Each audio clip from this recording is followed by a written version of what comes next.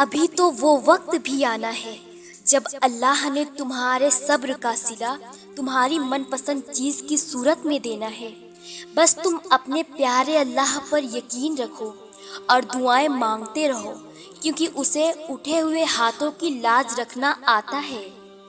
لا حاصل خواہشیں، ادھورے قصے، نامکمل خواب، کچھ بھی ناممکن نہیں رہتا جب بات تہجد کی دعاؤں پہ آتی ہے۔ دعاؤں کا مسلسل تمہارے لبوں کی تسبیح بن جانا اللہ کی طرف سے تمہارے لیے قبولیت کا اشارہ ہے، اور دعائیں مانگتے رہو، اسے اپنے بندے کے اٹھے ہوئے ہاتھوں کی لاج رکھنا آتا ہے۔ یہ کبھی مت سوچنا کہ تم ابھی جہاں ہو، جس تکلیف میں ہو، اس میں ہمیشہ رہو گے، یا تمہاری دعا اب تک سنی نہیں گئی تو کبھی نہیں سنی جائے گی۔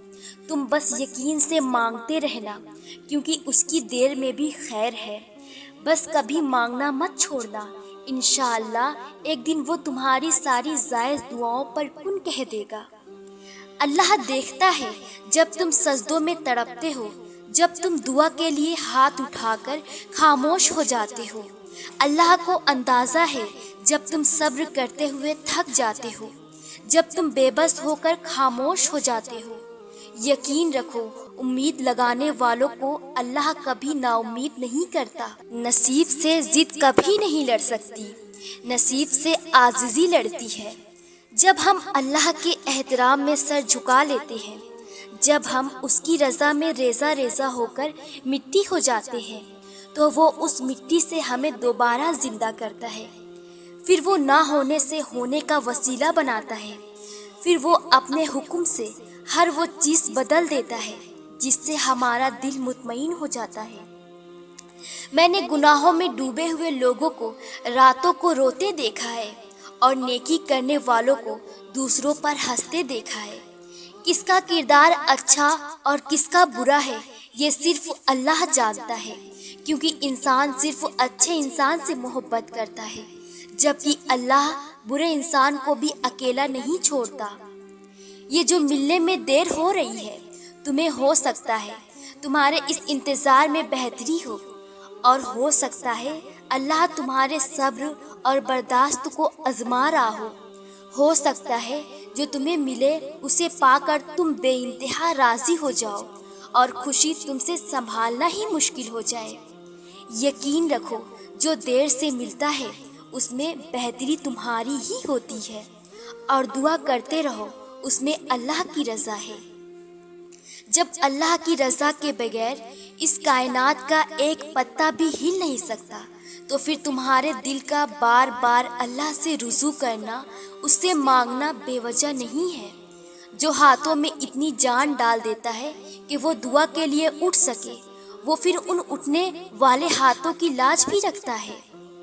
وہ نصیب لکھنے والی ذات جو دلوں میں خواہش ڈالتی ہے، وہ ان خواہشوں کو پورا کرنے پر بھی قادر ہے۔ وہ وقت جلد آئے گا جب آپ اپنی آنکھوں سے اپنے لیے کن کے معجزے ہوتے ہوئے دیکھو گے۔ اپنی قسمت کو اللہ پر چھوڑ دیا کریں، یہ سوچ کر نہیں کہ وہ بہتر کرے گا، بلکہ یہ سوچ کر کہ اس سے بہتر کوئی کر ہی نہیں سکتا۔ دعاؤں سے نصیب بدل جاتے ہیں، پر صرف ان کے جو دعاؤں پر یقین رکھتے ہیں۔ جو اللہ نے تمہارے لیے لکھ دیا ہے، اسے کائنات کی کوئی بھی چیز تم تک پہنچنے سے نہیں روک سکتی، اور جو تمہارے نصیب کا حصہ نہیں، اسے تمہاری دعاؤں کے علاوہ کائنات کی کوئی بھی چیز تم تک نہیں لا سکتی۔ تم سوچتے ہو کہ سارے راستے بند ہو گئے ہیں، مگر تم یہ نہیں جانتے کہ تمہاری دعائیں تمہارے لیے نیا راستہ بنا سکتی ہے۔ جو اللہ نے تمہارے لیے لکھ دیا ہے، وہ امتحان کے لیے تم سے دور تو جا سکتا ہے، لیکن کسی اور کو کبھی نہیں مل سکتا، اور جسے دعا میں مانگا جائے اسے تمہارا نصیب بھی تم سے چھین نہیں سکتا۔ وہ ہر حال میں تم تک پہنچ کر رہے گا۔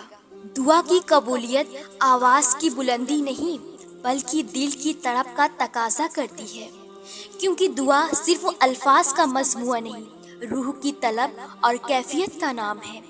اللہ سے مانگتے رہا کریں، کیونکہ ممکن اور ناممکن تو صرف انسان کی سوچ میں ہے۔ اللہ کے لیے تو کچھ بھی ناممکن نہیں۔ اللہ کبھی کبھار آزمائش کے لیے تمہاری پسندیدہ چیزوں کو تمہاری نگاہ سے دور کر دیتا ہے، مگر تمہارے نصیب سے کبھی دور نہیں کرتا، اور وہ تم نے سنا نہیں، نصیب کا لکھا مل کر رہتا ہے۔ اللہ تو چھوٹی سی چیٹی کا بھی حق ضائع نہیں جانے دیتا، پھر تم نے کیسے سوچ لیا کہ تمہارے ٹوٹے ہوئے دل کے ساتھ کیے گئے صبر کو وہ ضائع کر دے گا؟ نصیب ہار جاتا ہے لیکن دعائیں ہمیشہ جیت جاتی ہیں۔ بس یقین کے ساتھ اللہ سے مانگتے رہو، وہ کن کا رب ہے، وہ فیکن کا نظارہ دکھائے گا، وہ رب تمہیں کبھی مایوس نہیں ہونے دے گا۔ جو تمہارے دل کے زخم ہے نا، یہی تو تمہیں اللہ سے قریب کرنے کا ذریعہ ہے۔ ہاں مشکل ہے ابھی، مگر یقین کرو ان زخموں کا مرہم تمہیں جلد ملنے والا ہے۔ کچھ چیزیں نصیب اور حقیقت دونوں میں نہیں ہوتی، لیکن اللہ پر یقین اور توکل سے سب ہو جاتا ہے۔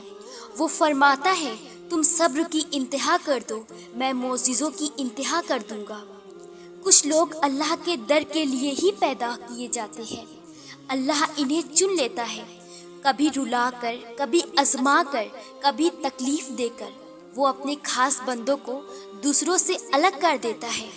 کچھ اس مقام تک چل کر خود آتے ہیں اور کچھ کو کھینچ کر لایا جاتا ہے۔ اللہ کی محبت پر کبھی شک مت کرو، اگر وہ تمہیں آزما رہا ہے تو دراصل وہ تمہیں اس چیز کے لیے تیار کر رہا ہے جو تم دعاؤں میں مانگتے ہو۔ اللہ کہتا ہے کہ جب تم مجھ پر تب بھی یقین رکھتے ہو جب تم پوری طرح ٹوٹ چکے ہوتے ہو، تو پھر میں بھی تجھے وہاں سے عطا کرتا ہوں جہاں سے تجھے خبر بھی نہیں ہوتی۔ اور پھر ایک وقت ایسا آتا ہے جب دل سے ساری خواہشیں ختم ہو جاتی ہے اور دل چاہتا ہے کہ اب بس وہی ہو جو اللہ پاک چاہتا ہے۔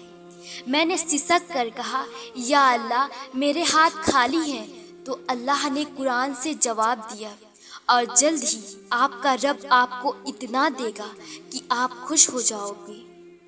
بہت جلد اللہ پاک تمہارا نصیب بدلنے والا ہے اور تمہیں وہ ملنے والا ہے جس کے ملنے کی تڑپ نے تمہاری مسکراہٹ چھین لی تھی۔ بہت جلد تم خوش ہونے والے ہو۔